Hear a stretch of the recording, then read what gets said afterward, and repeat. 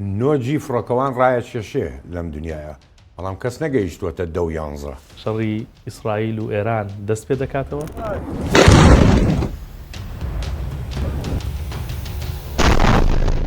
ئیسرائیل و ئەمریکا زووتر دەسەوە شوێنێ. چی دەوڵەتێک توانای ڕوبەڕووبوونەوەی هێزی ئاسمانی ئەمریکای هەیە؟ لە ماوەی 15 تاکو 20 ساڵی داهاتوو بۆی هەیە چین.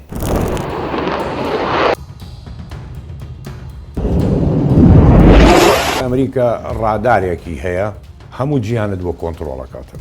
جیاوازی لێوان سوخۆی 50 رووسی فڕۆکەی F-35 ئەمریکی بکەین لە توانای 35 لە یەک مستەوان. هیچ وڵاتی هێزی ئاسمانی بەقەد ئیسرائیل بەهێز نییە لەم ناوچەیە.